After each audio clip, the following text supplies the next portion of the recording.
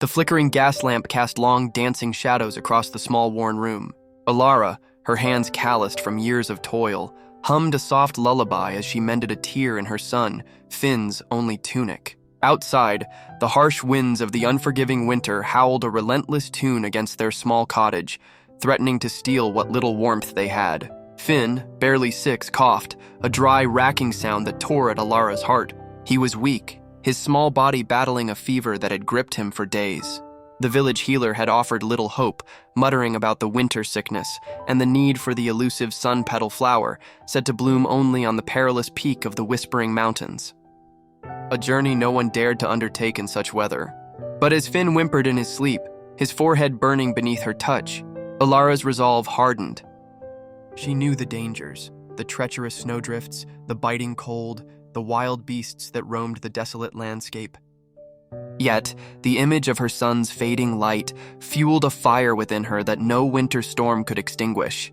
Before dawn, leaving a small, comforting note by Finn's bedside and a meager portion of their stored rations, Alara slipped out into the frigid darkness. The snow was relentless, biting at her exposed skin, but she pressed on, each step a prayer. Her worn boots sank deep into the drifts, her breath misting in the freezing air. But the thought of Finn's smile, his bright, curious eyes pushed her onward. Days blurred into a frozen odyssey.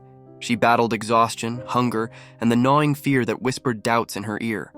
She faced down a hungry wolf with nothing but a sturdy stick and a mother's fury, her roar echoing through the silent, snow-laden trees. She nearly succumbed to frostbite, her fingers turning numb, but she remembered Finn's tiny hands clutching hers, and warmth surged through her veins. Finally, after what felt like an eternity, she saw it. A faint, almost ethereal glow at the very summit of the highest peak. The sun petal.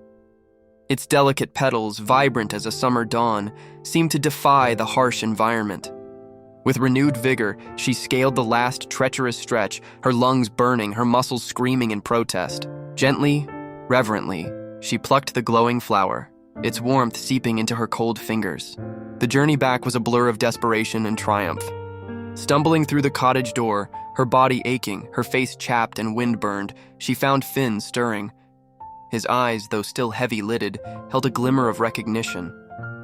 With trembling hands, she crushed the sun petal into a paste, spoon-feeding it to him. Within hours, the fever broke.